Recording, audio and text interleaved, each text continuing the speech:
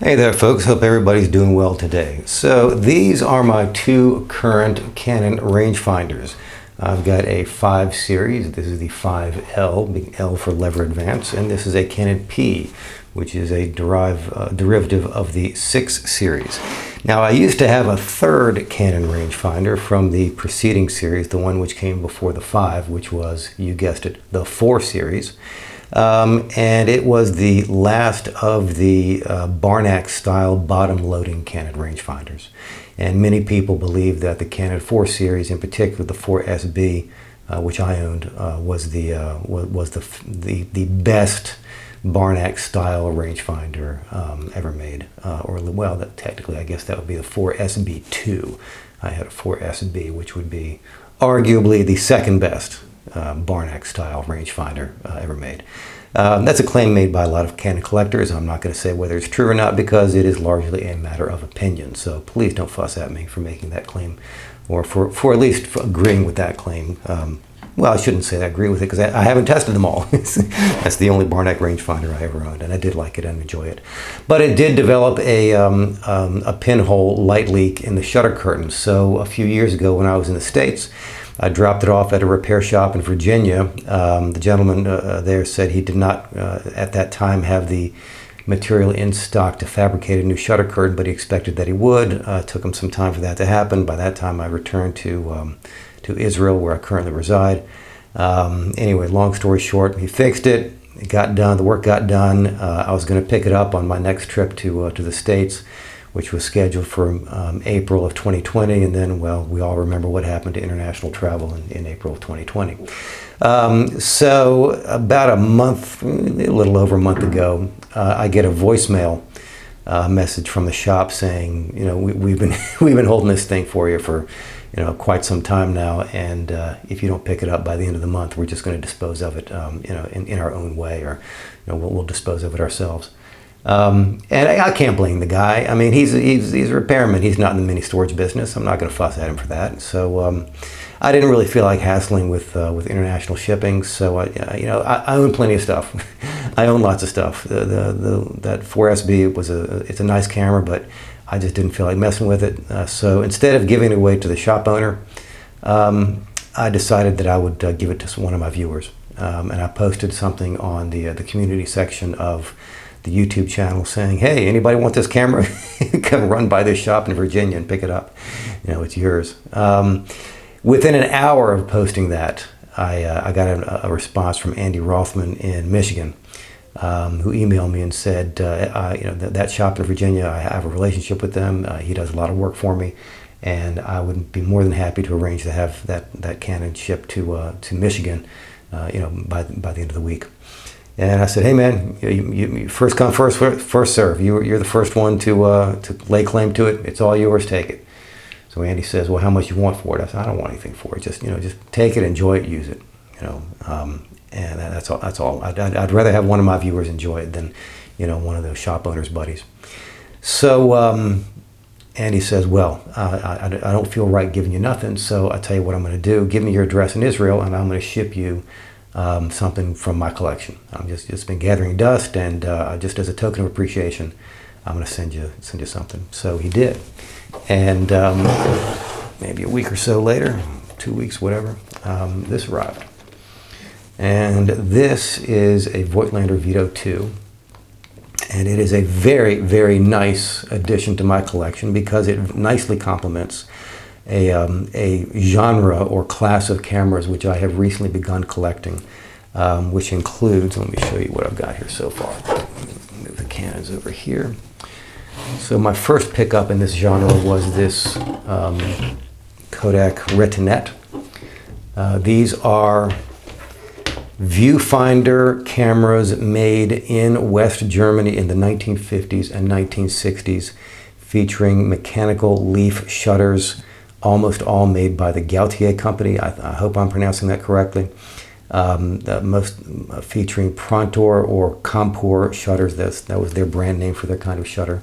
This one has a Prontor 500 LK and a Rodenstock lens. Most of these had either 45 or 50 millimeter lenses, usually with maximum apertures of f2.8 or f3.5.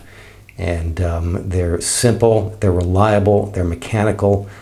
They were consumer products, so quite a few of them were purchased, maybe given as gifts, and then put away in a drawer or a closet and forgotten about. And you can find many of these in really nice condition these days. This genre, this type. So I picked up the Retinet was my first in the series. Then I got this Voigtlander Veto Cl. I think I've done videos on most of these cameras so far. I know I've done an introductory video on this one. Again, this has the 4-element color scope R Tessar formula lens.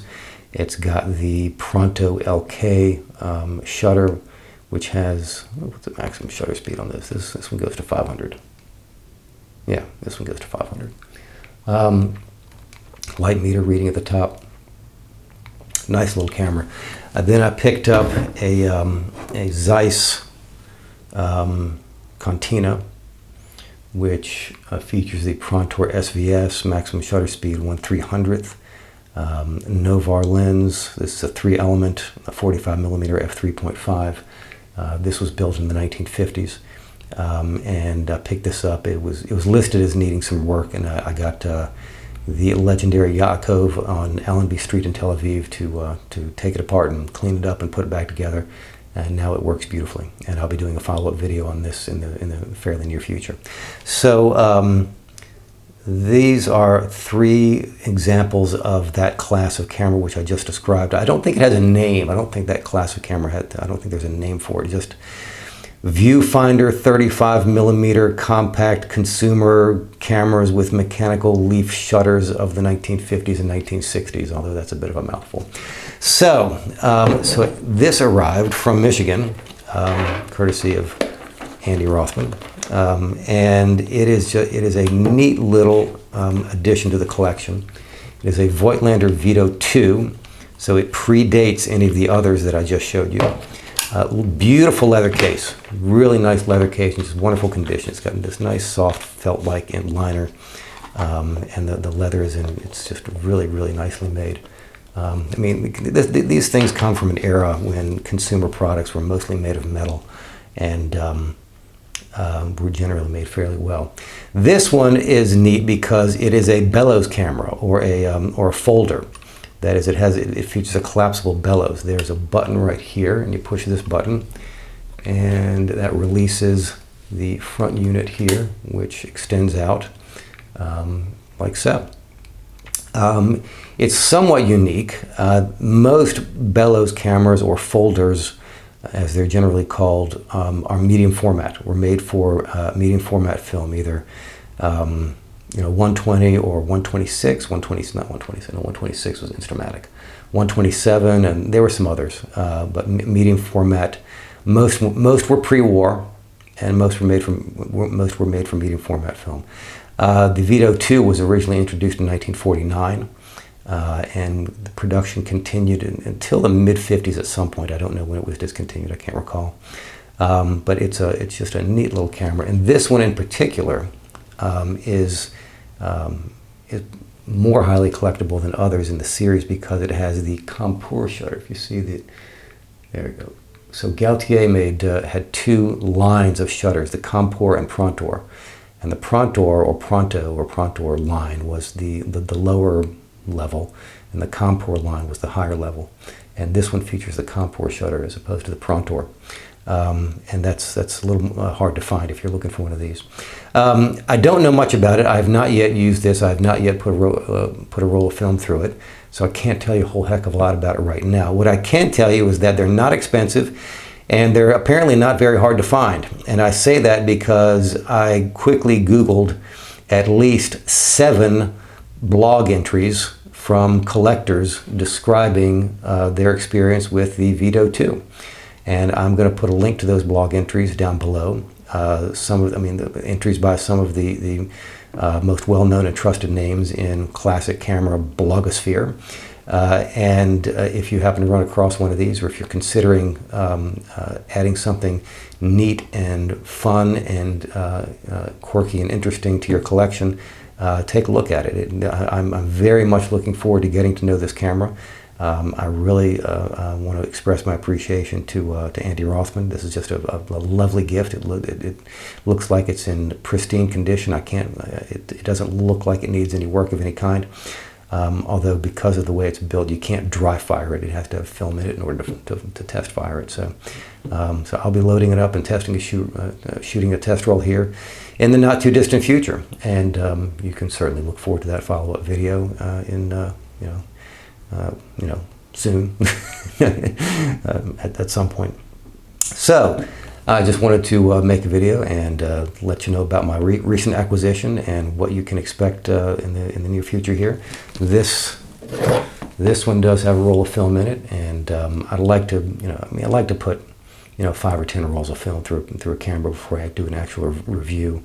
Although I could probably do a first impressions video on this fairly soon. I do like this one. This is a nice one. Zeiss is nice. Zeiss is nice. It makes nice stuff.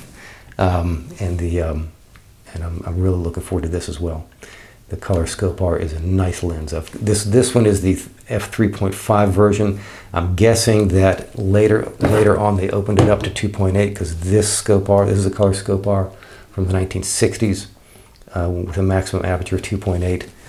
This one from the 1950s, or I think it had the same lens when it was introduced in 1949. That is a Color Scope R with a 50mm f3.5. Neat little camera. Really looking forward to this. In order to close this, you push down these 2 little tabs right here, like so. Just close it right up. And I just love this leather case. This is just fantastic. It's a nice compact little unit. So that's what I've got for you today. Nothing too breathtaking, but this is what you can look forward to coming down the line here on the channel. And I hope you found this video informative or amusing or entertaining or a combination thereof.